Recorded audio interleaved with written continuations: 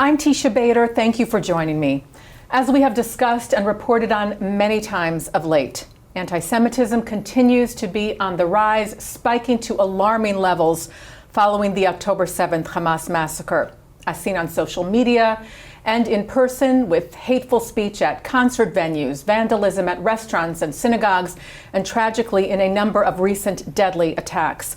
Well, on the forefront of the battle to confront and combat anti-Semitism is the Anti-Defamation League, the leading anti-hate organization in the world, whose mission since 1913 has been to stop the defamation of the Jewish people and to secure justice and fair treatment to all. And we are truly honored to have the CEO of the ADL here in our Times Square studio for the first time, Jonathan Greenblatt. Jonathan, thank you so much. Teisha, thank you for having me and for giving me the privilege of being here with you at JBS. Absolutely. You and I have spoken over Zoom in the past, but you're here for the first time and really on a special milestone as well for you. Just marked a decade leading this incredible organization. So Mazal Tov. Thank you. Even though I know it is a challenging job, a challenging mission to have. Do you even have the time to take a pause and sort of look at where you're at? Sure. I mean, look, first of all, thank you for the kind words. And as someone who watches JBS and appreciates your journalism, again, it's a pleasure for me to be here. Thank you. Yeah, 10 years has been quite a journey. A lot has changed in the world since when I started. Yeah. You know, the ADL has been sort of tracking anti-Semitic incidents for almost 50 years. When I came to ADL, we had 942 incidents that year. Last year, we had almost 9,400. So to think the acts of anti-Semitism are up 10 times, the attitudes have changed. When I started at ADL, anti-Semitic attitudes were roughly between 8 and 12%. Last year, they were above 24%. So we've seen sort of, again, an expansion and intensification of anti-Jewish attitudes and anti-Jewish incidents in ways that are really troubling. But on the other hand, as the CEO of ADL, I have a very large platform. I have a lot of resources, an extraordinary team, amazing volunteers, so much going for us. What I really feel for is the middle school student who gets bullied mercilessly at school for being Israeli, or the college student who gets harassed or abused trying to walk from class because they're Zionist, or the observant person, you know, the visibly observant Jewish person in Brooklyn or Queens who gets just assaulted because they can tell that they are Jewish, or the small business owner whose shop gets vandalized, whose restaurant gets defaced with, you know, spray paint that says Free Gaza, or the families from Boulder or Washington who lost loved ones in just the last couple months. So these are hard times, but I think it's my job at ADL, as you were saying, we have this mission that we've had for over 100 years. The core purpose, what drives us every single day and everyone on my team, is to protect the Jewish people. Like, that's it. That's my job description, if you will. That's all our job description at ADL, whether you're the receptionist or the CEO. And so while it can be a complicated time, it is energizing to have this mission and to realize that we are working, you know, for the community that we love so much. Do you feel that the pot was kind of always bubbling, and when October 7th happened, just the lid of the pot blew off, if you will? That's a good question. You know, I guess sometimes the metaphor that I would use is like anti-Semitism is a bit of like a virus. And like some viruses, it exists in the kind of body politic and it's dormant, like chickenpox. You get chickenpox as a young person, and then after the kind of inflammation subsides, it's still in you. And it can manifest again when you're older because of stress or age as shingles. Although you can get inoculated and you can prevent that from happening. So I think anti-Semitism is similar. It's like this contagion. It's as old as time, right? We face it for thousands of years. First it was, after the death of Christ, there were these accusations that the Jews killed Christ. and that the Jews weren't a real religion because we didn't accept Christ and then we didn't accept Muhammad. So you have this, the Jewish religion isn't legitimate, and that was the basis for the Crusades, and which is at Tish B'Av, which, remembers the expulsion. We had inquisitions. We had all these horrible things. And then, after the Age of Reason, it was, maybe, and they realized that the sun doesn't revolve around the earth and the earth isn't flat. Then it was, okay, maybe Judaism is okay as a religion, but it's the Jewish race that isn't legitimate. And then we saw kind of anti-Semitism metastasize into this kind of race-based form of hate, which of course exploded with the Shoah. And then after the tragedy of that, the injustice of that was exposed, people then said, it's not that their religion is illegitimate or their race is illegitimate. Now it's the Jewish state that's illegitimate. And we see that now in the form of anti-Zionism, which is anti-Semitism.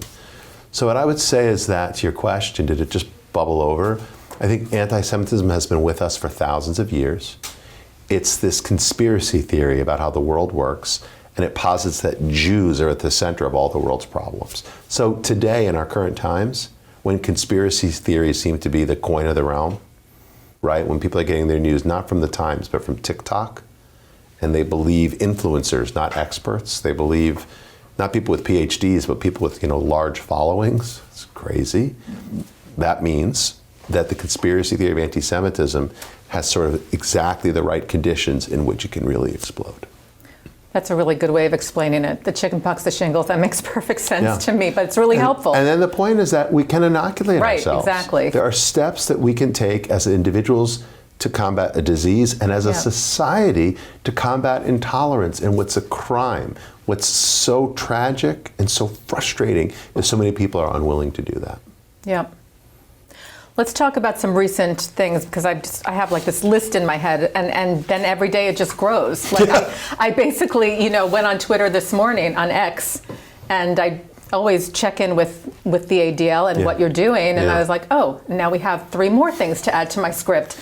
Yeah, there's never a shortage of topics. Yes, it's very sad, but okay, let's talk about the recent NEA resolution. It's the largest teachers union in the United States.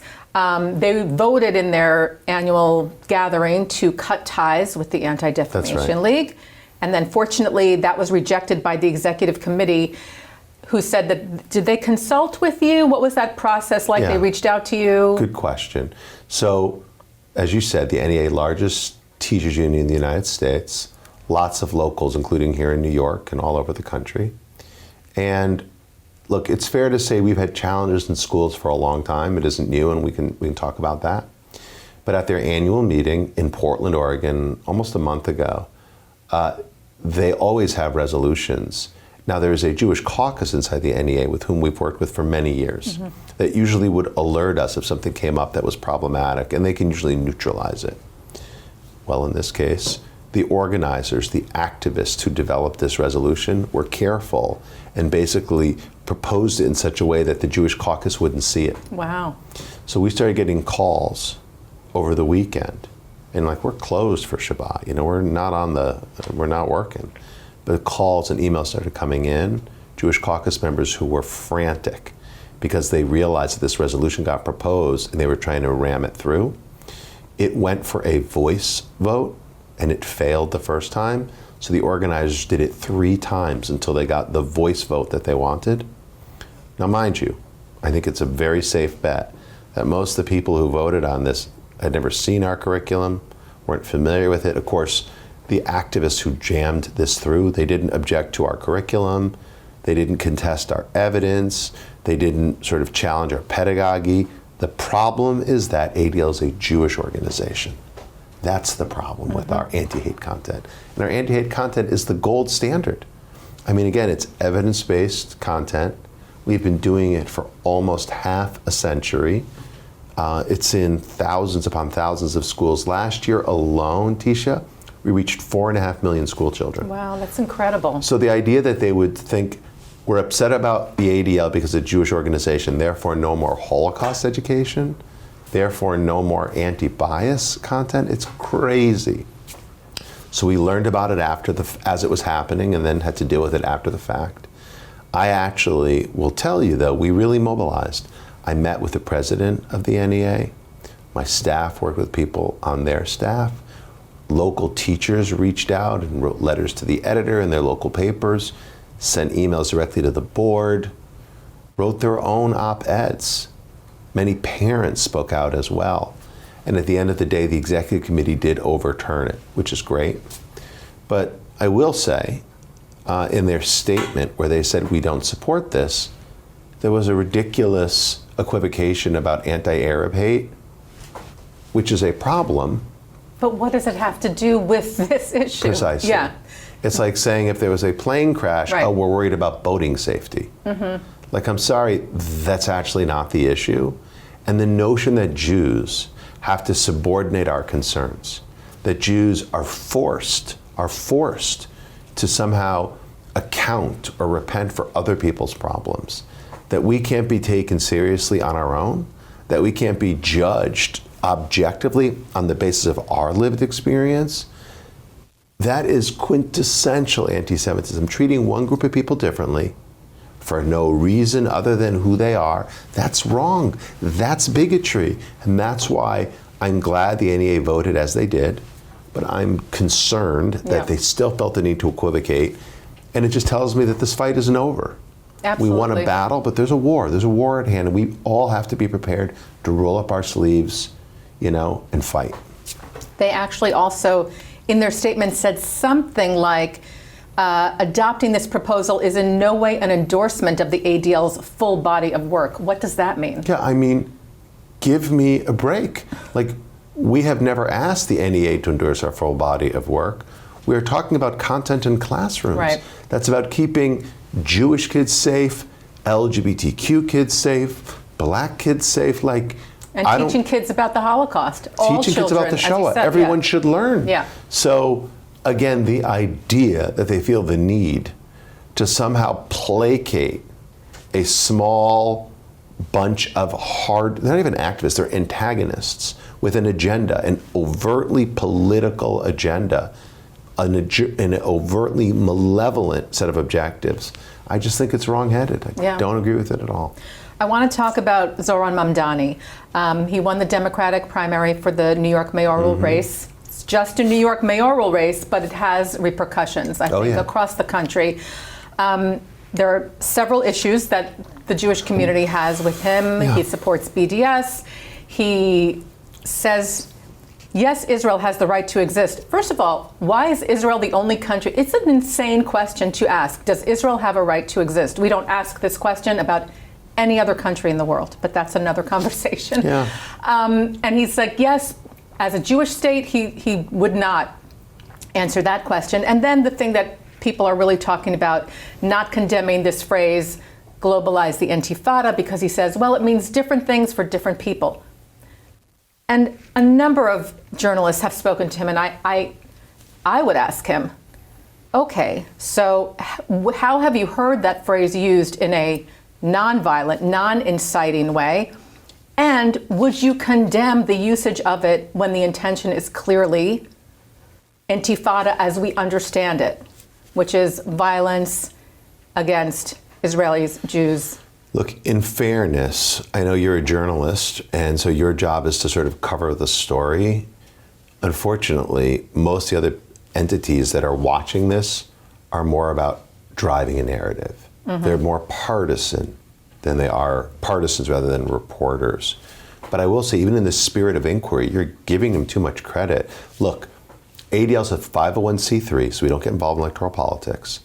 I have questions for every candidate, doesn't matter how they should affiliate politically, as it relates to this particular person who cut his teeth as a student organizer, for Students for Justice in Palestine, as someone who's worked as a DJ before serving in the state assembly. So as far as I know, he has no relevant private sector, even public sector experience. He hasn't administered anything. And as an assemblyman, this person supported the Not on Our Dime Act, which would prevent nonprofits from raising money for organizations with whose politics he doesn't like as it relates to Israel. So he would prevent, say, Hatzalah from doing fundraisers, or Magen David Adom in New York. Wow. Because they, quote unquote, support the occupation, whatever that means. I mean, there is a peace process. There's an area A and an area B and an area C. These organizations, providing child support, medical services, emergency care to people, and just because they live in a place he doesn't like, that should be the basis to prohibit them entirely.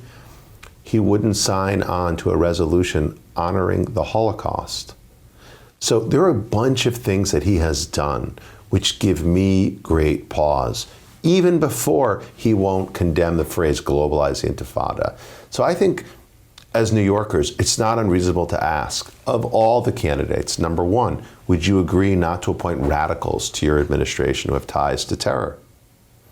Number two, will you provide police protection for all houses of worship, including ones whose politics you don't like? So if you have a mosque with the flag of Saudi Arabia, or a church with the flag of, the Russian Orthodox Church with the flag of Russia, or a synagogue with an Israeli flag, will you give them all protection? Number three, would you provide security for all events at those institutions? Again, even if you don't agree with the politics of some of the speakers or organizations. Number four, would you agree not to tamper with the New York City public school system? I worry a great deal that he could try to pervert the curriculum to bring the poison of politics into our middle schools. Kids need to learn about the Middle East, not to be brainwashed or indoctrinated. And then I think number five, I want to know that City Hall will not host organizations that have ties to terror groups. So I'm not making this up. SJP, Students for Justice in Palestine, or Quad. Quad is the Columbia University Apartheid Divestment Group. That is the group that Mahmoud Khalil was affiliated with and one of the founders of. Of course, Khalil was the individual detained by the Department of Homeland Security.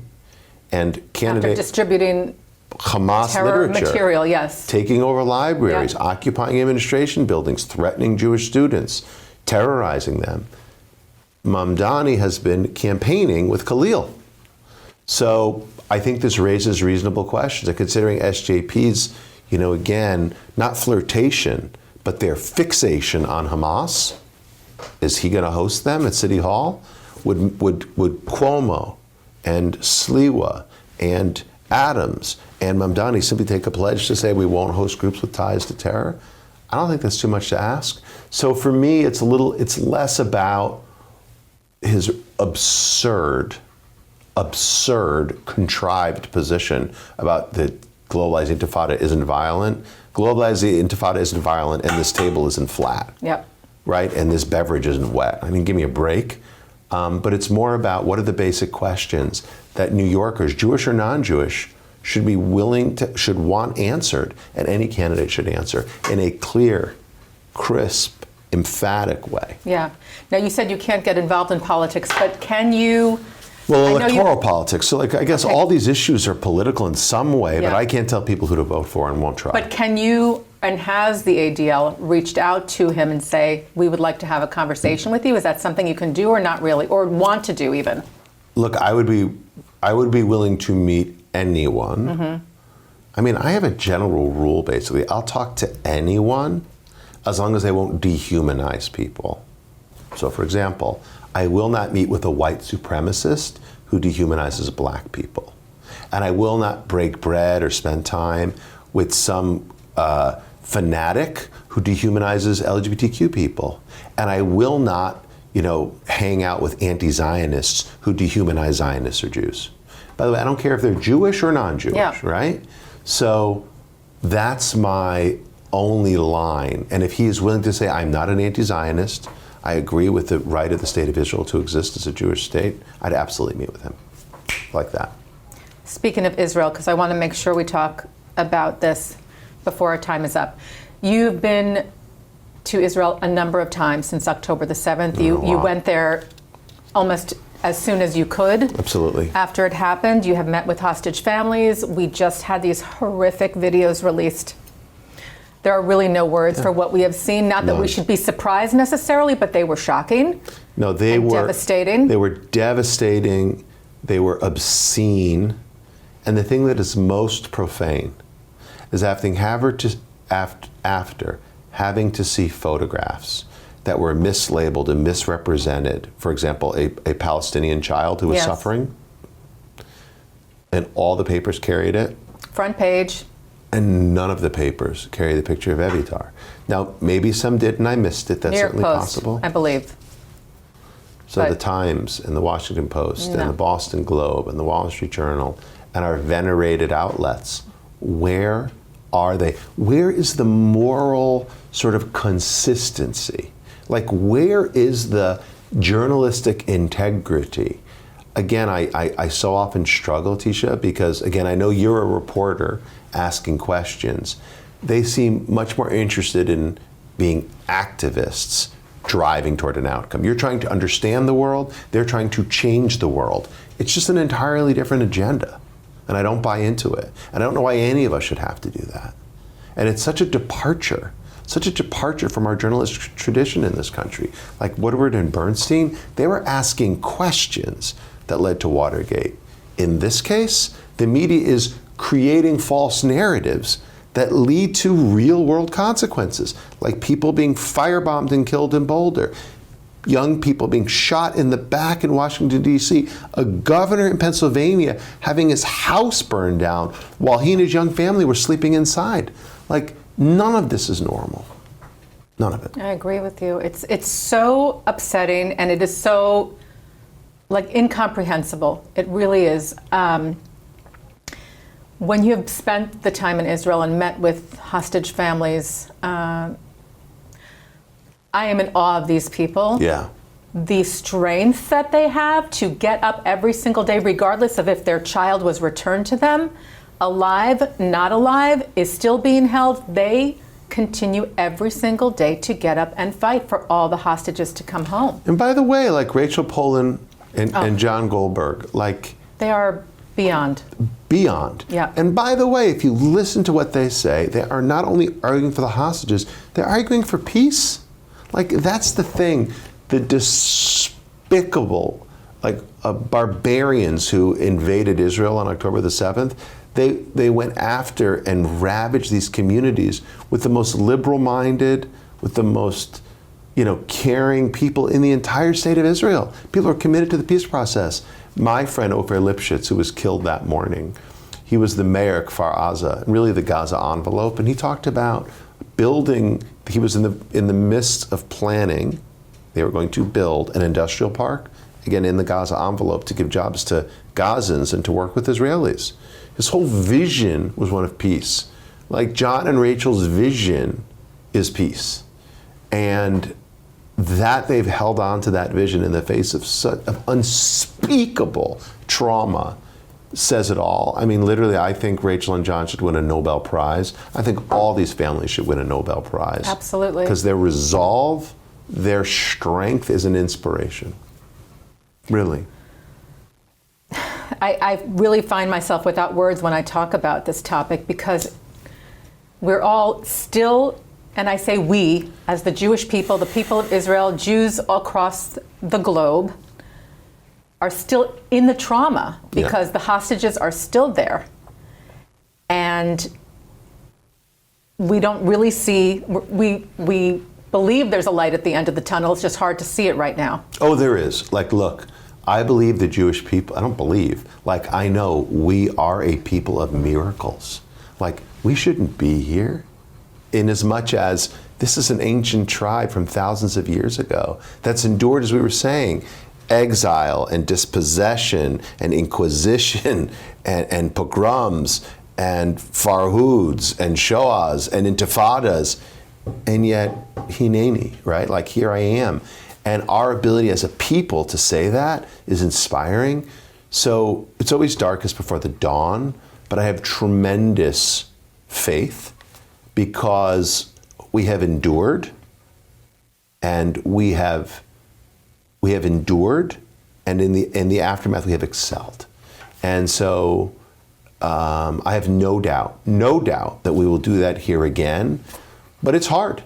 And it's hard when we have compassion for suffering Palestinians, as we should. Like, there are a lot of civilians there, like moms and dads and elderly and children. Like, the suffering is terrible.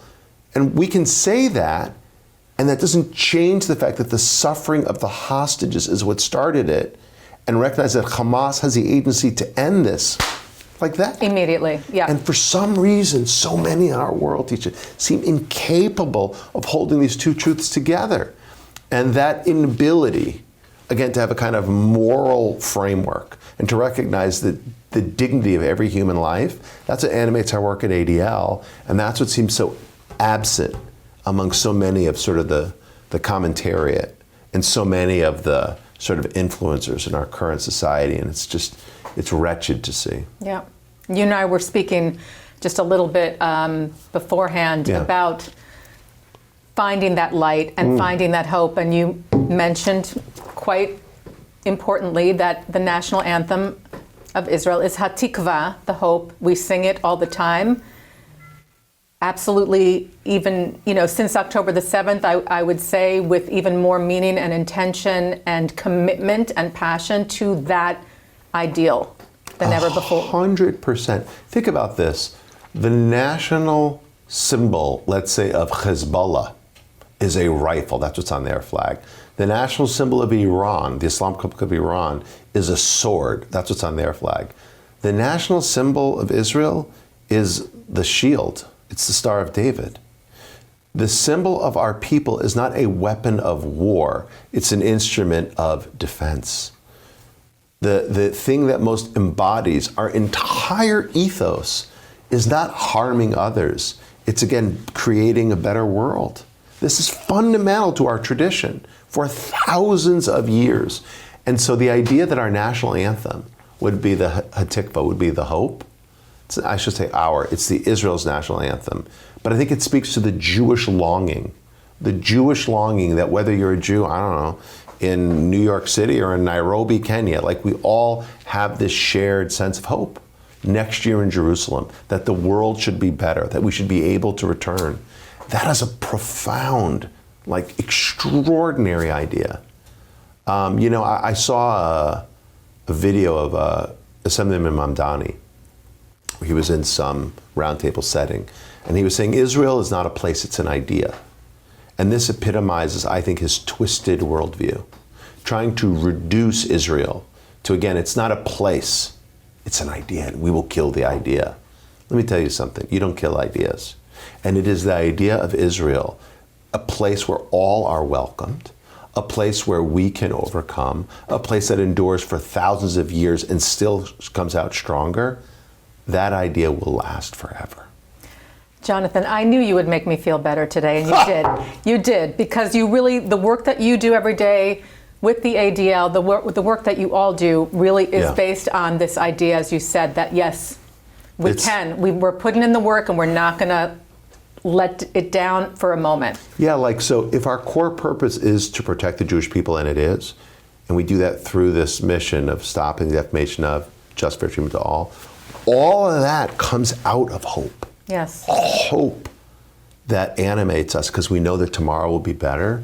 And I will tell you, there's an extraordinary, inexhaustible, just amazing group of people at ADL who do this work every day, who all of your audience should know. Each and every one of those people are inspiring, they are magnificent, and they do tremendously positive work for our whole community. Well, thank you to all of them and to you. Jonathan Greenblatt is CEO of the ADL. We thank him so much for being here with us today on JBS.